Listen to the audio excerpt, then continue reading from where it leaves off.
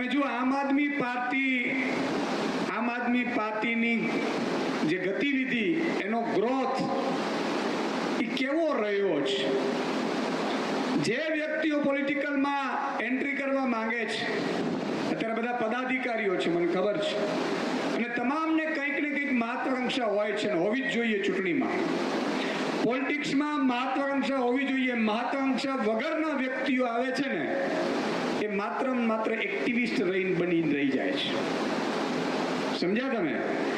જો મહત્વાકાંક્ષા શેના માટે હોય, તો કે ચૂંટણી લડવા માટે હોય, જવાબદારી માટે હોય. ચૂંટણી લડશો તો તમે જીતશો, અને જીતશો તો તમે કાર્ય કરી શકશો ને. તમે જુઓ, 10 વર્ષથી એક કાકા રાલેગાંવ સિંધીમાં સૂતા છે. એ વર્ષમાં 2 વખત અરવિંદ કેજરીવાલજીનો મુદ્દો આવે ત્યારે ઊભા થાય. અન્નાજી, મને ખૂબ માન હતું, સન્માન હતું. અન્નાજી બરાબર છે, પણ અરવિંદજીએ જ્યારે મેં રાજીનામું આપ્યું એક પત્રકાર તરીકે, ત્યારે अरविंद जी हमारी साथ बात करी. मन के ईशुदान जी आइए राजनीति में. मैं कहा सर, मैं राजनीति का आदमी नहीं हूं, क्या करूंगा? ना तो मेरे परिवार में कोई है, सरपंच तक नहीं बना है. एमने बहुत सारी बात करी. मन के अभी कार्यक्रम चला रहे हो, चिक्खे बार रहे हो, चलाते रहोगे. 1 साल चलाओगे, 2 साल चलाओगे, 5 साल चलाओगे, लेकिन डिसीजन कब लोगे? मैं कीधु मैं समझा नहीं सर. અને એમણે જે વાત કરી, એને ઈશારો કર્યો, પણ વાત એના સુધી નહોતી. વાત એવી કીધી કે અન્ના આંદોલન થયું, અન્ના આંદોલન થયું. અન્ના આંદોલન થયા પછી આંદોલનો પૂર્ણ થયું, પણ મને ખબર પડી ગઈ કે આટલાથી આ જાડી ચામડીના લોકો સીધા નહીં થાય. મેદાનમાં ઉતરવું પડશે, ઉતરીને રગદોડવા પડશે. એ ગંદકી છે, ગટર છે, ખબર છે, એમાં ઉતરો, અને જે લોકો ગટરમાં છે ને એને ડૂબાડો. ડૂબાડ્યા પછી બહાર નીકળી અને તમે સારું કરી શકશો. મને કે હું જો મુખ્યમંત્રી રાજનીતિમાં ન આવત તો દિલ્હીની સારી સ્કૂલો બનત. મેં કીધું ના મને. મને કે કોંગ્રેસને 15 વર્ષ થઈ ગયા હતા, પાર્ટી કોની આવત સરકાર? મેં કીધું ભાજપની. બહુ ક્લિયર હતું. બહુ સમજો મિત્રો, તમને ભવિષ્યમાં પણ કામ આવશે. મને એમણે જે વાત કરી કે 32 ધારાસભ્યો ભાજપના હતા, 36 જોતા હતા. ઈશ્વર કેટલો દયાળુ છે કે તમારી મારી આત્માઓ માટે ઈશ્વરે કેવું પ્લાન કરેલું. બાકી આજે ઈશુદાન ગઢવી ના પ્રદેશ પ્રમુખ હોય, ના કોર્પોરેટરો આ લોકો હોય, ના આપણા જેવા વ્યક્તિઓ હોદ્દેદારો હોય. તમે વિચાર કરો, 4 ધારાસભ્યો ઘટતા હતા બુચસિયા પાર્ટીને, માત્ર 4. 32 આવ્યા.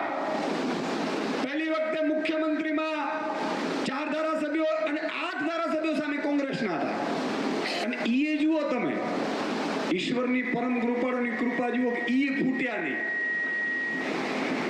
બરોબર સમજાય છે? ઈ ફૂટી જાત 4 તો અરવિંદ કેજરીવાલજીનો ફરીથી ઉદય ન થાત, આમ આદમી પાર્ટીનો ઉદય ન થાત, તો ગુજરાત જેવા લાખો લોકો, 41 લાખ લોકોએ મત આપ્યો, મત આપવા ક્યાં જાય? ઈશ્વરની ગતિ જુઓ. અને એણે એવું કીધું કે મુખ્યમંત્રી તો ઈશ્વર બનાવે છે, પણ હું રાજનીતિમાં આવ્યો તો આજે સારી સ્કૂલો બની શકી, સારી હોસ્પિટલો બની શકી. માન લો કે ભાજપની સરકાર આવત તો જેટલી સરકારી સ્કૂલો છે એ પણ ભાજપના નેતાઓને પધરાવી દેત મફતમાં, જેમ ગુજરાતમાં પધરાવી છે. સાચું કે નહીં? હોસ્પિટલો કે જેટલી દિલ્હીની બાકી રહી છે એ પણ નરેન્દ્ર મોદી એના મિત્ર અદાણીને આપી દે, જેમ ભુજમાં આપી દીધી સરકારી હોસ્પિટલ. વાતમાં કેટલો દમ છે. અને એ હિન્દુસ્તાનનો મિત્ર એક એવો નેતા અરવિંદ કેજરીવાલ, જે વારંવાર મને ગર્વ થાય છે, અને થવો જોઈએ લીડરોનો ગર્વ. તમે જો લીડરના નેતૃત્વ નીચે કામ ન કરી શકો ને, તો તમે પોલિટિકલ સફળ ન થઈ શકો. નેતૃત્વને પસંદ કરો. નેતૃત્વ કેવો હોવો જોઈએ? લક્ષિત પ્રામાણિક નેતૃત્વ હોવો જોઈએ. નેતૃત્વ કદાચ હેલિકોપ્ટર ચાર્ટર પ્લેનમાં નહીં ફરે તો ચાલશે, પણ નેતૃત્વ એવો હોવો જોઈએ કે જે મજબૂતાઈથી લોકોના અવાજ ઉઠાવીને એના માટે મરવું પડે ને તો મરવાય તૈયાર થાય. આ તો ખાલી રાજીનામાની વાત છે સાહેબ. ભાજપનો એક પણ નેતા સાહેબ જોઈ લ્યો એમ કે જે વિશ્વની મોટી પાર્ટી અલા 500 રૂપિયા દઈને સભ્યો બનાવવાના, મને આપો રૂપિયા તો હું 5 કરોડ બનાવી દઉં. બુચુસિયાઓ એમ રાજ નો થાય. અને રાજ કરવા માટે આ તો ઠીક છે, બરોબર સમય નો ચાલ્યો, સમય ઓછો પડ્યો, બાકી 2022 દેખાડી દેત કે સરકાર કોને કહેવાય ને આમ આદમી કોને કહેવાય સાહેબ. અને આપણે તો એવી જ કલ્પના કરી હતી કે 49 દિવસ મેં અરવિંદજીને કીધું હતું તમે 49 દિવસ સાહેબ ચલાવ્યું હતું, મને ખાલી 15 દિવસ ઈશ્વર આપે ને તો 16મા દિવસે સરકાર પડી જાય ને 182 માંથી 182 ધારાસભ્યો આવે સાહેબ. આ કામગીરી આપણે કરીને બતાવીશું. પણ ભાજપ એને કચ્છીમાં એમ કે ભા એટલે ભાઈ, જપ એટલે હવે તો જપ. ઉપાડા લીધા તે ઉપાડા. હમણાં હું મિત્રો આજે સુરતમાં આવ્યું, મને ખબર પડી આપણા આગેવાન એમના ભાઈ શ્રી ભરતભાઈના 38 વર્ષની ઉંમર એટેક આવે છે. શું કામ આવે છે ખબર છે? કોરોના રસી 3 ડોઝ ઠોકાવડાવ્યા, ધરા ઠોકાવડાવ્યા. એક માજી હતા એને નો લીધી, મારે નથી લીધી કે આના ઉપર વિશ્વાસ ન કરાય. ખબર છે ને, મથરાવટી મેલી હોય ને, આપણા વડીલો કેટલા હોશિયાર હોય. મારા ગામમાં 2 વડીલો છે, એમને ન લીધી. મેં કીધું લઈ લો દાદા, મને કે નો લેવાય, આ ભાજપ પડા છે, એના બાપને વેચી નાખતા હોય તો આપણું થોડું સારું વિચારે કે બોલો. ઈ વખતે એને ન લીધી સાહેબ. આજે ડેટા આવ્યો છે 1 વર્ષમાં 93,000 લોકો હાર્ટ એટેકના કારણે મૃત્યુ પામ્યા છે. અને ડોક્ટરોએ કહ્યું છે કે 3 રસીના ડોઝ લીધા. અને રસીમાં પણ આ ભાઈએ શું કર્યું, નરેન્દ્રભાઈએ ખબર છે? ફંડ લઈ લીધું. એટલે અહીંયા તો મૂકવા હતા. તમે ગૌચર ખાઈ જાઓ વાંધો નહીં, ગાય માતા બોલશે નહીં. એ ગાય માતા કદાચ એ પ્લાસ્ટિકના ખાઈને પણ જીવી જાય. તમે ગુટકરનું અભયારણ્ય મૂક્યું, એ બિચારા ગુટકરો ક્યાંક ફરીને ખાઈ લે ખેતરોમાં જઈને. તમે કોઈ સરકારી હોસ્પિટલ ન મૂકી વાંધો નહીં, તમે સરકારી સ્કૂલ ન મૂકી વાંધો નહીં, તમે કોઈ સરકારો ખરાબા ન મૂક્યો વાંધો નહીં. પણ મિત્રો મને દુઃખ તો એ વાતનો થાય કે કોરોનામાં કોઈને હોસ્પિટલ નહોતી મળી.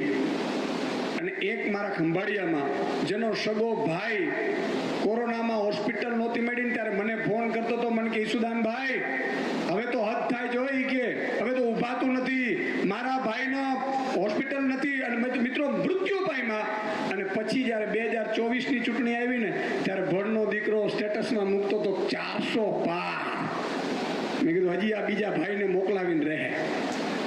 આપણે ઈચ્છતા નથી, પણ જ્યાં ભરાઈ ગયું છે ગોબર એનું નિકાલ જ ન થાય. તમે જુઓ એવા હમણાં નવું નીકળ્યું, વકફ બોર્ડમાં મેલ કરો. હા, તમારા બાપ ગૌચર ખાઈ ગયા, એને ક્યાં મેલ કરવાનું? કયો ને અમે કરીએ, એ નહીં કરે. નાગાલેન્ડના ભાજપ પડે એવું કે ગૌ માંસ ખવાઓ, અહીંયા એ બોલશે નહીં. હરિયાણામાં હમણાં પરમ દિવસે હરિયાણાનો સંકલ્પ પત્ર વાંચી લેજો. એમાં લખ્યું છે મહિલાઓને મહિને 2100 રૂપિયા. તો ગુજરાતની મહિલાઓ હું તમારા બાપ મહિલા હારા કોડાઓ. સાચું કે નહીં? બોલો જોરથી, સાચું કે નહીં? તો મિત્રો હું આપને કહેવા એ માંગુ છું કે નરેન્દ્ર મોદીને અહીંથી હું ચેલેન્જ કરું છું કે તમારામાં તાકાત હોય તો રાજીનામું આપો. તમારા ઉપર ઘણા બધા કૌભાંડોની વાત આવી છે. ઇવન કોરોના રસીમાં લંડનની કોર્ટે કીધું છે કે આમાં ફોલ્ટ છે અને તમે મજબૂરીએ બધાને દેવડાવ્યા હતા. હું એરપોર્ટે જતો ને તો મને કે સાહેબ ડોઝનું સર્ટિફિકેટ જોઈએ.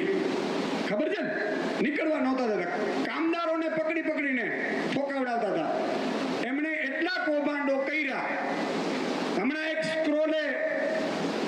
સ્ક્રોલ કરીને ન્યૂઝપેપર છે, એમણે આર્ટિકલ છાપ્યું આવ્યું છે કે ભાઈ અદાણી 2014માં અહીંયા સુધી જ સીમિત હતા, પણ અદાણીના કારણે ભાઈ બન્યા પ્રધાનમંત્રી, નામ મોટાયું ગરીબોનું, અને જ્યાં દેશમાં જાય એના 15 દિવસમાં ફરીથી અદાણીને કોન્ટ્રાક્ટ મળી જાય. તમે વિચાર કરો, ઈ દેશમાં ભાઈએ દલાલી કરી. ગજબ નો કહેવાય? આવા વ્યક્તિઓને રાજીનામું આપવાની તો વાત દૂર રહી, એને 240 આવીને તો ઊંઘ નથી આવતી. માનનીય અરવિંદ કેજરીવાલજી, જુઓ મિત્રો, આપણા નેતાની દીર્ઘ દૃષ્ટિ જુઓ, આપણા નેતાનું નેતૃત્વ જુઓ, આપણા નેતાની તાકાત જુઓ કે જ્યારે આ લોકોએ પ્લાન કર્યું હતું. મને ખબર હતી, હું જ્યારે અરવિંદજીને મળવા ગયો, કારણ કે મને ખબર હતી કે ગુજરાતમાં આવું થવાનું હતું, એટલે અરવિંદજીને અમે ડિસ્કશન કરતા હતા કે એણે 2 લોલીપોપ તૈયાર કરી હતી, એક 400 પારના નારાની. હમણાં હું એક જગ્યાએ બેસણામાં ગયો ને તો અમારા 2-3 આગેવાનો મળી ગયા. એટલે મેં કીધું, યાર તમે કેમ કોંગ્રેસ મૂકીને વયા ગયા? મને કે આ છે ને એ ઉપાડો લીધો તો 400 આવી જાય ને પછી આપણો વેલ્યુ નહીં આવે, ગોઠવાઈ જઈએ. એમ ઘણા બિચારા 400 પારના લોલીપોપમાં બધા ગયા. અને બીજું એમણે જે ખેલ પાડ્યું એ હતું કે અરવિંદ કેજરીવાલ છે ને એ કોઈના બાપથી મેનેજ થાય એવું નથી. અરવિંદ કેજરીવાલ મિત્રો નક્ષસ પ્રામાણિક માણસ છે, હું એનો સાક્ષી છું, તાજનો સાક્ષી. અને એમણે મને એવું કીધું કે સુદાન, મરી જવાનો છે પણ આ લોકો માટે, ખપી જવા માટે આપણે જન્મ લીધો છે. આ લોકો બિચારાને આજે નહીં સમજાય. જોજો તમે, જે લોકો 400 પાર કરતા હતા એમણે બરોડાની પૂર જોઈ, હવે એમ કે છે તડી પાર. આંખો ખુલી ગઈ, જે મીંડાડે બિલાડીની જેમ પેલી બચ્ચાની આંખો ખુલે ને એમ આંખો ખુલવા માંડી. તમે જોજો આજુબાજુ પાડોશીઓની પણ આંખો ખુલી ગઈ હશે. હજી ઘણા લોકો છે. તો અરવિંદજીએ મને એવું કીધું કે આપણે એના માટે ખપવાનું છે. એ લોકોએ પ્લાન શું કર્યું કે અરવિંદજીને ખોટા કેસમાં પેલા જેલમાં નાખો. હવે પીએમએલએ કાનૂન છે ને 2018માં લાવ્યા, પેલા 2016માં લાવ્યા. સરકારો તોડવા માટેનો કાનૂન હતો મિત્રો. સુપ્રીમ કોર્ટે એનો વિરોધ કર્યો, ફરીથી એમાં સુધારો લાવીને 18માં પાછું લાવ્યા. અને 18 પછી તો સીધી ચૂંટણી આવી ગઈ 19ની. એટલે 19 સુધી તો વાંધો ન આવ્યો, પ્રજાને મૂર્ખ બનાવી શકાણી. પણ પછી વારંવાર એકને એક કેસેટ હાલતી નથી. હું તમને વારંવાર કહું કે હું તમને ગુલાબજાંબુ ખવડાવીશ, ગુલાબજાંબુ ખવડાવીશ, ગુલાબજાંબુ. 10 વખત ગુલાબજાંબુ તમને ન ખવડાવું, 11મી વખતે હું તમને કહું કે હું તમને ગુલાબજાંબુ ખવડાવું, તમે શું કયો? હાલતો થા, હાલતો ગુલાબજાંબુ ખાલી બે મોઢું ન દેખાડતો, એવું જ કયો કે નહીં? એમ એને ખબર પડી ગઈ એટલે એમણે પીએમએલએ કાનૂન લાવ્યા. પીએલએમાં એવું પ્રાવધાન છે કે જામીન ત્યારે જ મળે. આ તમે દલીલ કરતા હોય, ખબર બિચારા કરતા અંધભક્તોને ખબર નથી હોતી, ચશ્મા પહેરા યલો કલરના પહેરેલા હોય, એટલે તમારે ત્યાં દલીલોમાં ઉતરતા હશે ખબર, તો સોસાયટીઓમાં ખબર છે ને, સોસાયટીઓમાં દલીલોમાં ઉતરે, ક્યાં ગામડામાં ચોરે દલીલોમાં ઉતરે, ત્યારે તમે કહી શકો. પીએમએલએમાં એવા પ્રાવધાન કર્યા કે જામીન કોર્ટમાં ટ્રાયલ ચાલે, એમાં ટ્રાયલમાં સબૂત ન આવે પછી તમને જામીન મળે. એટલે મિનિમમ 6 મહિના, વધુમાં વધુ 2.5 વર્ષ થાય ને 5 વર્ષે થાય. આ પ્રાવધાન લેવા. અત્યાર સુધી ભારતીય કાનૂનમાં શું હતું ખબર છે? પીએમએલએ પહેલા કે માન લો કે મારી ઉપર કોઈ પણ ફરિયાદ થઈ તો 2 સજા હતી, 7 વર્ષથી નીચેની સજા, 7 વર્ષથી ઉપરની સજા. 7 વર્ષથી નીચેની સજા હોય તો 60 દિવસની અંદર ચાર્જશીટ મૂકવી પડે, તો 60 દિવસમાં મને જામીન મળવા પાત્ર થાય, અને ઉપરની હોય તો 90 દિવસ. માન લો કે કોઈ, ઘણા અહીં તો ખેલ થતા હોય, તમે કોઈ પણ માં પકડા તો તમને 90 દિવસ કે 120 દિવસમાં તમે છૂટી જાવ. અહીંયા એવું પ્રાવધાન કર્યું કે 6-12 મહિના પડ્યા રહે. એટલે એમણે હેમંત સોરેનને ધરપકડ કરી, પેલા ભાઈએ રાજીનામું આપી દીધું, ચંપઈ સોરેનને બનાવ્યા. ચંપઈ સોરેન ક્યાં છે? ક્યાં છે? ભાજપમાં છે. એમણે મહારાષ્ટ્રની સરકાર પાડી, શરદ પવારની પાર્ટી ખતમ કરી, ઉદ્ધવ ઠાકરેની પાર્ટી ખતમ કરી. અરવિંદ કેજરીવાલજી મિત્રો, તમારા મારા નેતા કેટલા દીર્ઘ નેતૃત્વ વાળા છે એની તમને દાખલો આપું છું. એટલા માટે મને અરવિંદજી એમ કહે કે ઈશુદાન તુમ चिंता मत करो 27 में बना कर जाना है, तो મને એમ થાય કે આ તો બનાવી જ દેશે, કારણ કે એમનો વિઝન એટલો પાવરફુલ છે, એમની તાકાત એટલી પાવરફુલ છે. તો કેમ એમણે એવું કીધું કે આ રાજીનામું આપે એટલે 3 જગ્યાએ ઓપરેશન શરૂ થયા: ગુજરાત, પંજાબ અને દિલ્હી. પેલા 400 પારના લપેટામાં કેટલાક લોકોને આપણા વાળાને લીધા હતા. હવે મને પાછળથી ફોન આવે, મેસેજ આવે, ફોન તો નથી કરતા બિચારા, શરમ આવે ને, મેસેજ આવે, સાહેબ કેમ છો, તબિયત પાણી? મેં કીધું એકદમ મજામાં, હું અહીંયા મજામાં, તમે ત્યાં મજામાં. મને કે સાહેબ અમારા જેવું કઈ કામકાજ? મેં કીધું હમણાં કઈ નથી. બરોબર કીધું ને મેં? બિચારા 400 પારના લોલીપોપમાં કેટલાયની કેરિયર ભાજપે ખતમ કરી નાખી. તો અરવિંદજીએ નક્કી કર્યું કે આ લોકો જેલમાં મોકલશે, બધું પ્લાનિંગ કરી નાખ્યું. એને શું કર્યું? પેલા પબ્લિકને વચ્ચે ગયા, મારે રાજીનામું આપવું જોઈએ કે ના આપવું જોઈએ? પબ્લિકે કીધું ના. તમને ખબર છે કે નહીં? મને નહીં ખબર, તમને કદાચ નહીં ખબર હોય, આખા તમામે વિધાનસભાઓમાં મિટિંગો કરી હતી અરવિંદ કેજરીવાલજીએ 8 દિવસ સુધી પબ્લિકની વચ્ચે, અને ના પાડી. પછી જેલમાં ગયા એટલે આખું પ્લાનિંગ સિસ્ટમેટિકલી કરીને ગયા. પંજાબમાં એકાદ તૂટ્યા, એકાદ દિલ્હીમાં મંત્રીએ રાજીનામું આપ્યું, એકાદ આપણે અહીંયાથી નાના ભાણા લઈ ગયા. મેં બધાને સમજાવીને જ રાખ્યા હતા. મેં કીધું તમારા મારા ઉપર વિશ્વાસ છે? તો કે હા. મેં કીધું બસ મને અરવિંદજી ઉપર છે, બાકી ઈશ્વર ઉપર છે. ધ્યાન રાખજો, ગુજરાતમાં આમ આદમી પાર્ટી સિવાય કોઈનું ભવિષ્ય નથી. એ હું આમ આદમી પાર્ટીના પ્રદેશ અધ્યક્ષ તરીકે નહીં, એક પોલિટિકલ એનાલિસ્ટ તરીકે તમને કહી રહ્યો છું, ગુજરાતમાં ભવિષ્ય આમ આદમી પાર્ટીનું છે. શું કામ એ પણ તમને કહીશ એટલે તમને ખબર પડે. તો અરવિંદજીએ જેલમાં ગયા, રાજીનામું ન આપ્યું. આ ભાઈનો પ્લાન ઊંધું ગયું, ઊંઘ ઉડી ગઈ કે આ કઈ માટીનો બનેલો છે, આ રાજીનામું નથી આપતો. એટલે બેને ઊભા કર્યા ચપરાસીને કે હાઈકોર્ટમાં જાઓ. હાઈકોર્ટમાં ગયા, હાઈકોર્ટે અરજી કાઢી નાખી. સુપ્રીમ કોર્ટમાં ગયા, સુપ્રીમ કોર્ટે અરજી કાઢી નાખી. પછી રાષ્ટ્રપતિને આપવા ગયા કે રાષ્ટ્રપતિ શાસન લગાડો. તમારો બાપ મણિપુર હળગે છે, અહીંયા લગાડો. મણિપુર હળગે છે, અહીંયા મારી માતા બેન દીકરીને નગ્ન પરેડ કઢાવી અને ભણના દીકરાઓ એક વિઝિટ ન કરી, અને અહીંયા દિલ્હીમાં રાષ્ટ્રપતિ શાસન. ઓલરેડી અડધું રાષ્ટ્રપતિ શાસન જ છે. પોલીસ અમિત શાહ પાસે, ઘણા તો બિચારા સમજે નહીં, અંધભક્તો ક્યાંક દિલ્હીમાં ક્રાઇમ થાય ને એટલે મેસેજો કરે, ટ્વીટ કરે મને, સુદાનભાઈ હવે શું કહેશો? એટલે આપણી ટીમ જવાબ આપે, અંધભક્ત અહીંયા અમિત શાહની પોલીસ છે, 2 દિવસ આપો અરવિંદ કેજરીવાલજીને સીધી ના કરી દે. સાચું કે નહીં? એટલે અરવિંદજીએ રાજીનામું ન આપ્યું. ન આપ્યા પછી 6 મહિના જેલમાં રહ્યા. એને ખબર હતી સબૂત છે જ નહીં. 9 બયાન જે વ્યક્તિએ આપ્યા આરોપીએ, એમાં અરવિંદજીનું નામ નથી. 10મું બયાન કર્યું, એને સાક્ષી તરીકે છોડી મૂક્યો અને 58 કરોડ રૂપિયા એની પાસેથી બટકાવી લીધા, છોડવાના.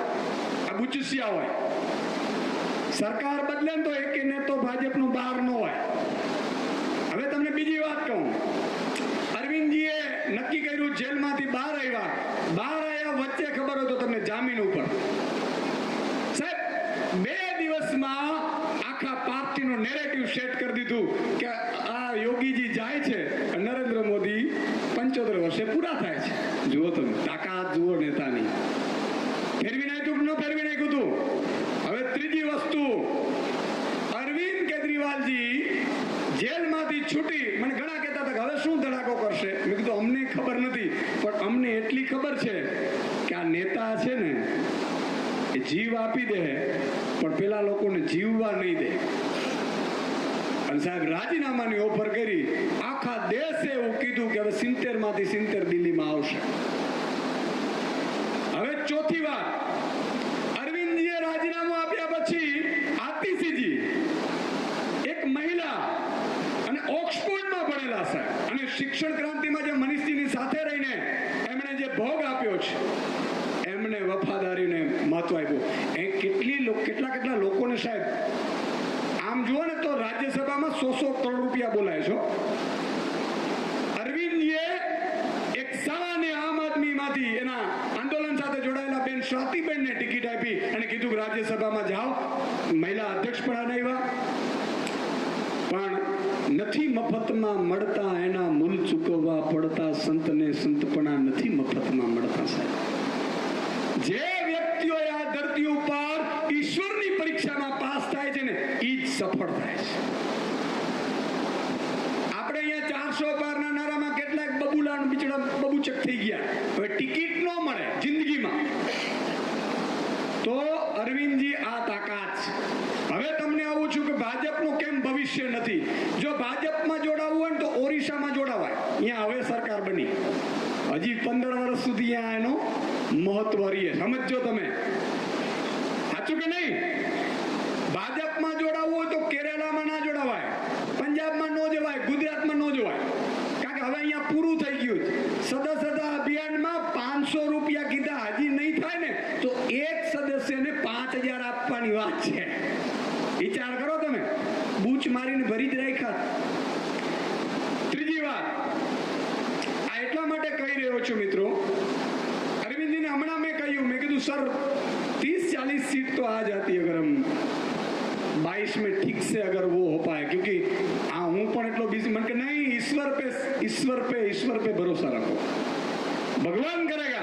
હું વચ્ચે મળીને કે मैं सर क्या प्लान, मन के रोज क्या करो रोज क्या खाओ, ऊपर वाला करेगा. પણ એને એક વાત કીધી મને કે જે શરૂઆત પાર્ટી હોય ને એ પાર્ટીમાં જેને જેને આપણે ટિકિટ આપી હોય એ આપણા હોય એ માનવાની જરૂર નથી. માની લે તમે 40 ધારાસભ્યો મળી જાત, વિપક્ષનો નેતા પણ બનાવી દે, પણ એમાંથી 30 રહી જાત કે વહી જાત એ ક્યાં ખબર છે. કેટલી મોટી વાત કરી સાહેબ.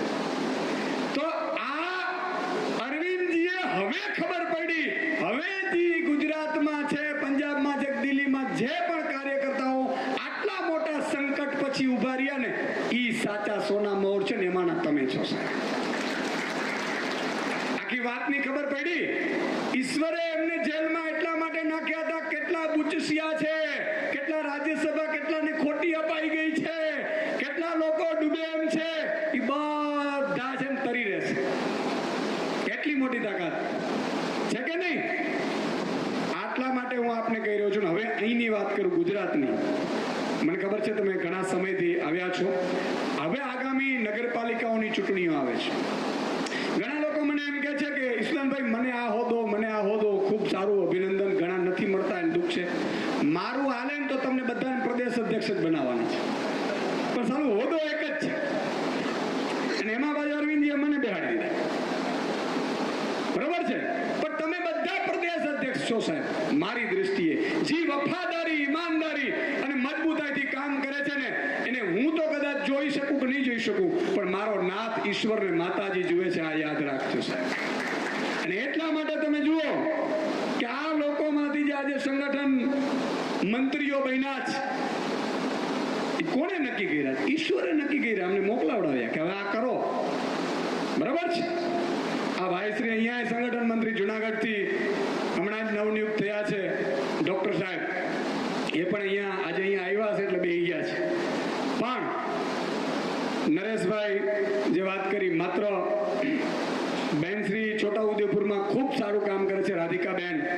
અચ્છા, રાધિકાબેનને લાવવા વાળા પાછા બિચારા ભટકી ગયા, પણ આજે બેનનું ભવિષ્ય છે એ ઉજળું થઈ ગયું. તમે જુઓ વિપક્ષના બેન આપણા પાયલબેન આટલી નાની ઉંમરમાં રોજ ને રોજ કંઈક. હું આજે ઘરે બેઠા હતા, બાપા વખાણ કરતા હતા, મનોજભાઈને પપ્પા જ હતા. મનોજભાઈને પપ્પા કે પાયલબેન ખૂબ સારું કરે છે, બધા કોર્પોરેટરો ખૂબ સારું કરે છે. આજે બેનશ્રી જ્યારે સજલબેન એ લોકો તમે જુઓ આંદોલન કરે, હું તો એમ કહું છું કામ પ્રજાના થવા જોઈએ, એના માટે આંદોલન કરવું પડે, આંદોલન અટકાયત થવી પડે, અને અટકાયત થશે ને તો જ નેતા બનશે. ઘણા પોલીસને જોઈને ભાગી જાય, નેતા નહીં બનો. તમે મજબૂત બનો. જો અરવિંદ કેજરીવાલજીએ મને એવું કીધું, મને આમ ડર લાગે એટલે મેં કીધું સર आपको अगर जेल में तो क्या हुआ और मजबूत बन के आऊंगा. અને સાહેબ એવું જ થયું. 2026માં મારે જવાનું છે, ચિંતા ન કરો. જ્યારે તમે લોકો જેલ ભરો આંદોલન કરી શકો ને ત્યારે આખા ગુજરાતમાં જ્યારે મારી અટકાયત થાય ને એવો મોટો મુદ્દો લઈને નીકળવાનો છું સાહેબ. અત્યારે નહીં કહીએ આપણે, લડાવી છે, યાદ રાખજો. અને મેં ચેલેન્જ આપું છું ભાજપ વાળાને, ચેલેન્જ આપું છું. મને ઘણા કે તમારી પાછળ આ લાગેલી છે, ફલાણી લાગેલી છે. અને મેં જે લગાડવું એ લગાડી દો ને, ચીપ્સે અંદર લગાડી દો. પણ તમારા બાપની તાકાત નથી. ગુજરાતમાંથી જો ખદેડું ન તો ઈસુદાન ગઢવી નહોતો સાહેબ. પાકું કરીને નીકળ્યા છે. અને આપણા માટે નહીં, ગુજરાતની જનતા માટે જરૂરી છે. નહીં તો મારે એક શબ્દ ન બોલવું પડે. આપણે તો વાંધો નહીં, જાગી ગયા છીએ. જે બિચારા અંધભક્ત છે, જે શહેરોમાં પોતે બહુ સમૃદ્ધ ગણે છે, એને દીકરાને પણ ચડી આ નરેન્દ્ર મોદી નહીં રહેવા દે. એટલા ચિંતા છે ને, એટલા માટે આપણે લડવું છે. ન બોલાય શબ્દ, પણ મેં બોલ્યો એટલા માટે. તમે જુઓ, કાંઈ રહેવા નથી દીધું સાહેબ. લાખો એકર ગૌચરની જમીન આ ખૂંટિયાઓ ખાઈ ગયા. વિચાર કરો, આખલાઓ કેટલા મોટા આખલાઓ કહેવાય. આ આખલા કદાચ આપણા ખેતરમાં આવે તો વીઘોનું ખાય, 2 વીઘાનું. આ ભાજપના આખલાઓએ સૂડ ફેરવી દીધી. સાચું કે નહીં? એટલે ઈ પ્રજા માટે લડવાનું છે સાહેબ. એના બાળકોના શિક્ષણ માટે લડવાનું છે, એમના આરોગ્ય માટે લડવાનું છે. કે જેમને ઈ પણ ખબર નથી કે મારા માટે લડે છે ને તમને મને ગાળો આપે છે ને, ગાળો ખાવી છે. ગાળો ખાઈને એમના માટે લડવાનું છે. ત્યારે આમ આદમી પાર્ટીનો મજબૂત માણસ કહેવાશે, મજબૂત કાર્યકર કહેવાશે. બાકી હોદ્દાઓ તો આવશે ધીરે ધીરે. તમે મેદાનમાં રહ્યો. આ નગરપાલિકામાં જે લોકો નગરપાલિકાના ઇન્ચાર્જ બન્યા છે, કો ઇન્ચાર્જ બનાવે છે, સભ્યો બન્યા છે, મનોજભાઈ આ મોકલશે, પીડીએફ તમને આવી જશે આજ સાંજ સુધીમાં.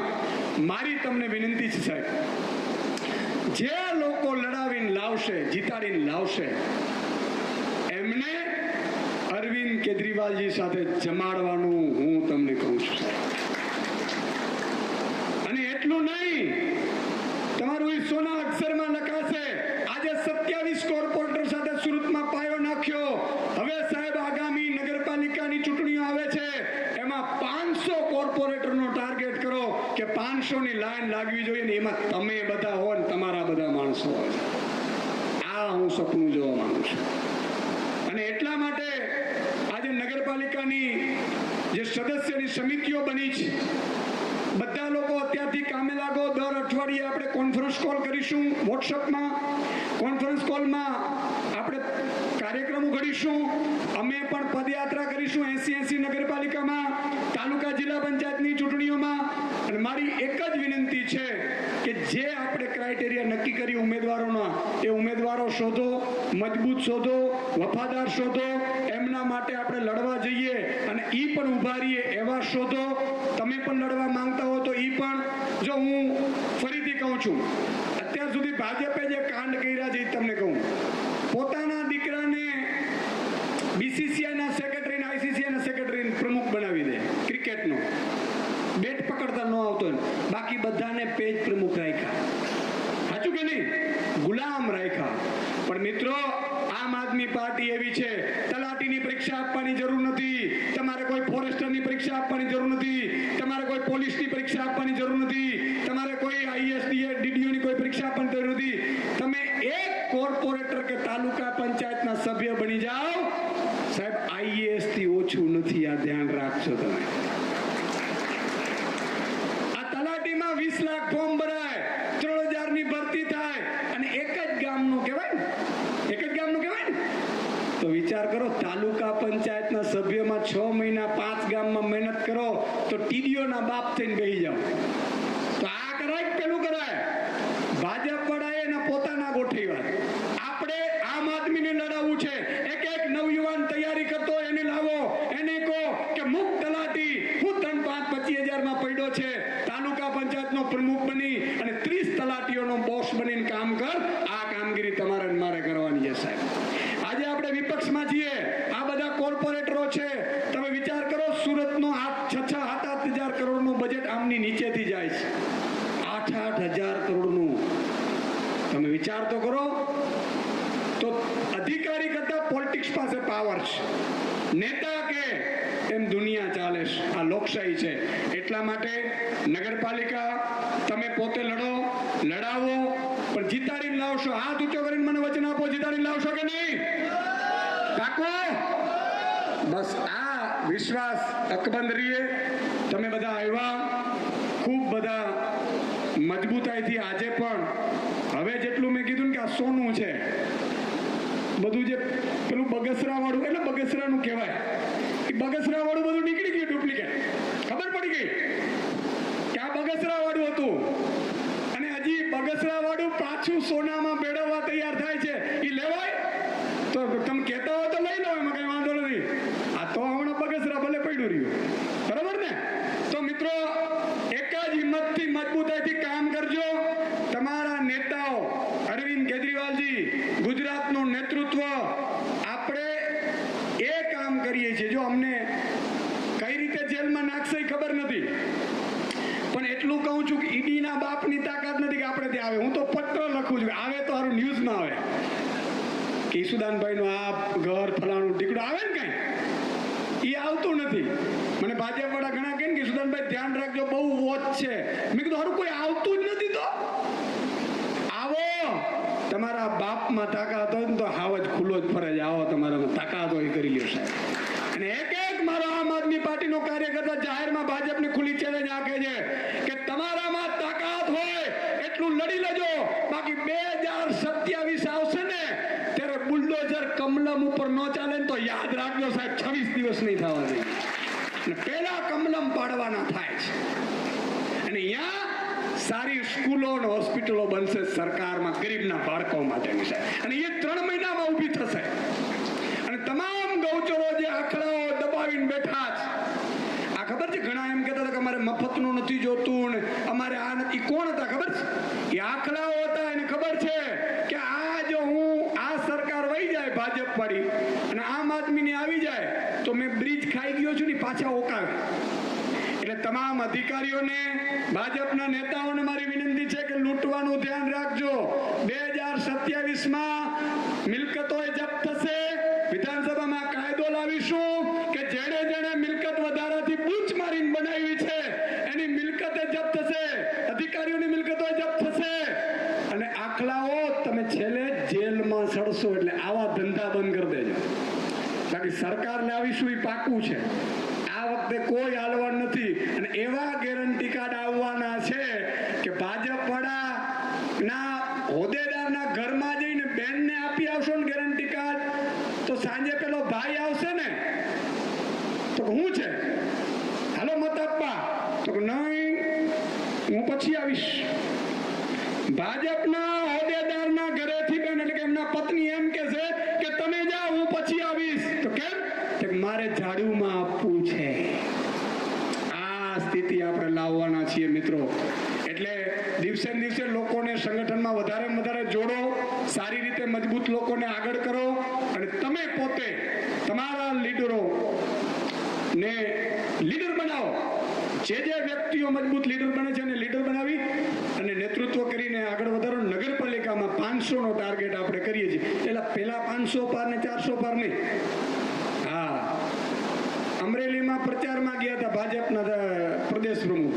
એટલે અમરેલીના લોકસભાના સદસ્ય એવું કીધું કે સાહેબ તમે 400 પારની વાત કરો છો ને, હું અમરેલીમાંથી 500 પાર કરી દઈશ. લે, હવે આખા દેશમાં 543 સીટ છે. વિચાર કરો ને, ભાઈ